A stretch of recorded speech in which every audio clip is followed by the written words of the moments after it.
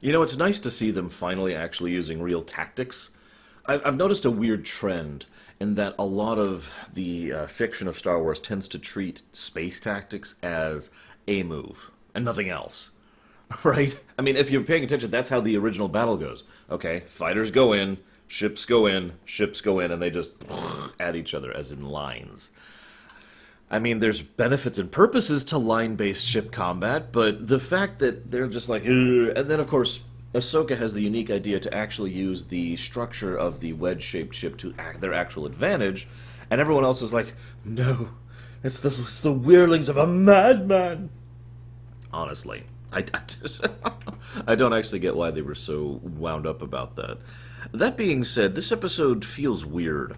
Like, this episode just kind of comes out of nowhere, and Ahsoka's like, no, all of them are dead, Master. They're dead, Master. They're dead. And they're all dead because of me, because they're dead, because they're dead. Now, I've already commented before on how incredibly stupid I think it is that the Jedi actually have command rank. But then again, as has been pointed out, that was probably part of the plan all along, so I'm willing to at least let that slide. But the idea of Ahsoka being given her own command and it falling to pieces makes sense. But here's the thing.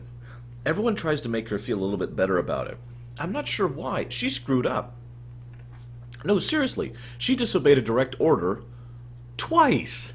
And when she was finally called to come back, she was just like, okay, fine. And lost her entire freaking squadron because she wasn't adaptable enough to the circumstance. In fact, one of the situations I found hysterical was when they're going in and she's saying, stay in formation. What? Stay in formation while you're actively being hunted by enemy fighters. Also, obvious reference to the Battle of Endor is obvious. Intensify forward firepower! I actually find it amusing that that attack took out the Executor, and this attack makes them have to retreat, and wounds the Admiral.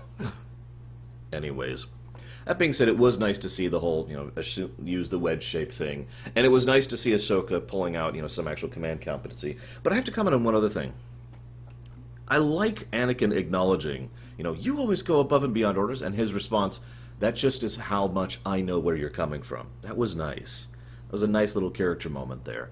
And then he decides to basically throw her into the fire.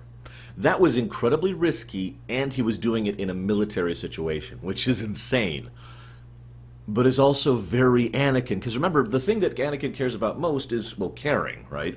His entire push, he wasn't thinking strategically here.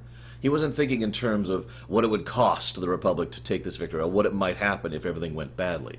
He was just thinking about those Twi'leks and what needed to be done to save them. So that's just his mentality. So, granted, he throws Ahsoka into the fire, and he's clearly doing it to make her grow, but at the same time, his primary objective remains obvious. He is making desperate maneuvers in order to try and salvage what he believes to be a desperate situation. We have to reach those people who need our help, period. So again, very in character for Anakin. I don't have much else. Hope you've enjoyed. See you next time.